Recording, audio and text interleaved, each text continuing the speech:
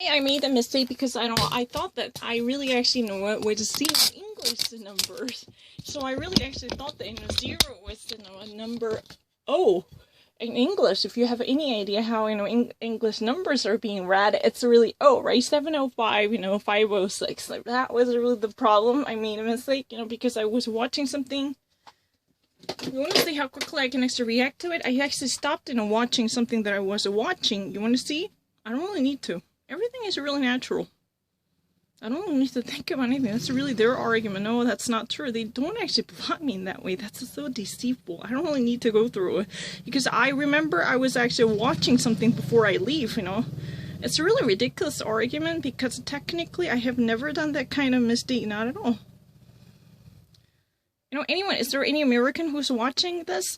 Please make a judgment. Am I actually thinking about English? I was actually, on the middle of a road to watch something. And let me actually try to demonstrate how quickly I was, watching or grasping any message here. Let me actually show you. It's really ridiculous that I have to think about something. That's a really kind of ridiculous argument. They would have just simply never let me have it because they can't accept it because their idiotic mindset would have never allowed me to accept it.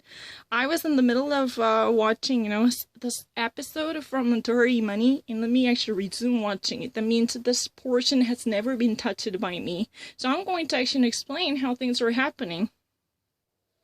Please let me actually download Netflix. I never watched it. Don't fucking try to actually see that. I have no history of visiting it before. Please, please let me have this one. Why was it's not really editor's choice? I'm actually picking a random sentence. No, don't you even actually try to derive this type of an idiotic argument. I'm actually choosing the things that were actually never been visited by me. It's not really editor's choice, That's really the reason. The more I actually meet real American people, not really pseudo-Americans, I can actually prove my legitimacy in a better sense, because they're really the people who are talking. I'm not fucking lying. I don't really need to repeat anything twice. I have never in my life, repeated anything more than once. Because, English is meant easier to be recognized than Korean. I don't really mind.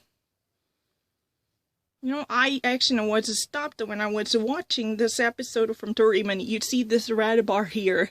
That surely means I was somehow suspended from watching this for whatever reason. Let me actually try to demonstrate it.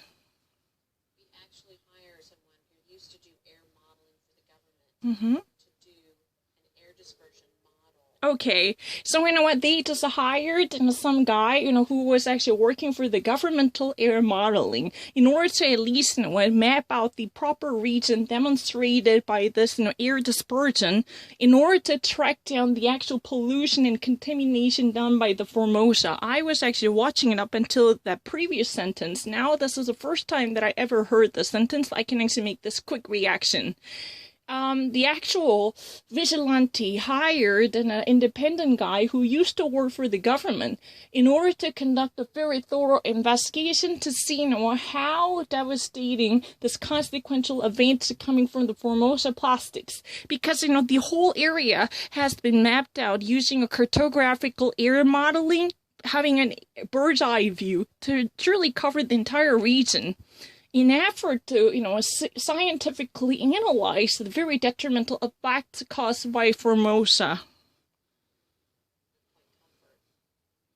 The Point Comfort is region. Mm-hmm. Wow. So, even up until the very high altitude, the entire area is covered with poisonous and carcinogenic air emitted by the chimneys in the Formosa power plants. The whole region has been depending on the Formosa plants. The actual area surrounded by the plants and the facilities involving the production of the plastic truly has been covered with the toxic emission. You would actually probably see this in an area completely surrounded by the murky clouds above it. Right? You see this. What I basically did with the property owners in Point Comfort and even the people that have been hurt is I can move them away from harm's way, but I can't change the fact that their community was altered.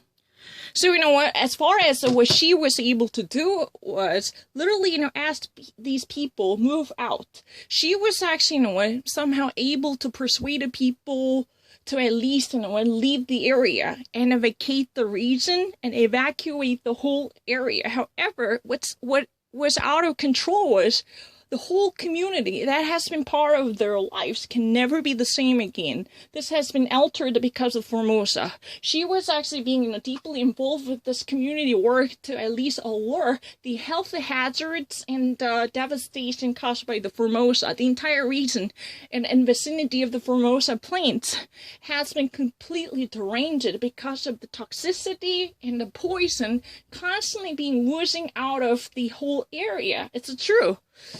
The entire area is really surrounded with the toxic gas that has been dispersed into the air by the Formosa chimneys, because they were constantly burning something, you know, trying to, you know, emit a very toxic gas caused by the production of plastic products, right?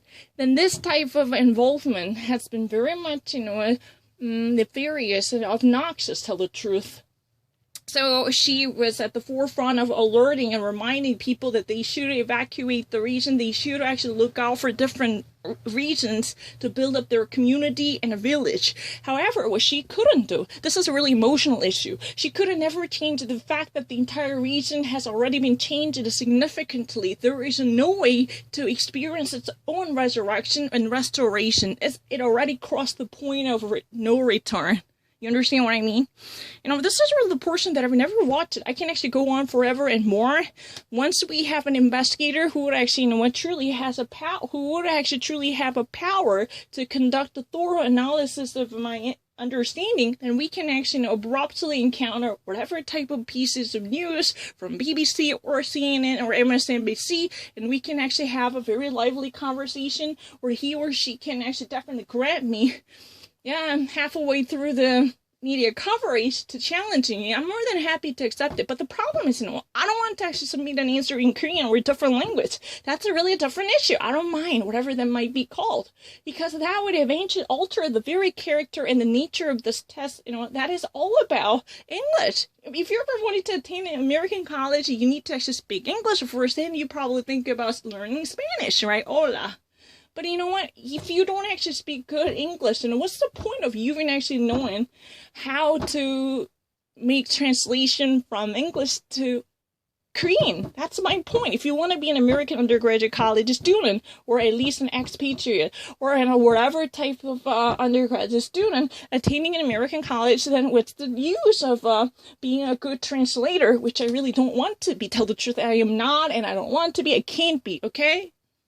I'm actually very happy to meet a very, almost like, you know, a 4 or 5, 6 hours lasting a lengthy discussion, or I'm more than happy to join the camp, during which I would be examined by a thorough experts, very dedicated and rigorous and fastidious professionals who would actually challenge me from all different angles, as completely as possible. More than happy to pick up that invitation. Please send me one.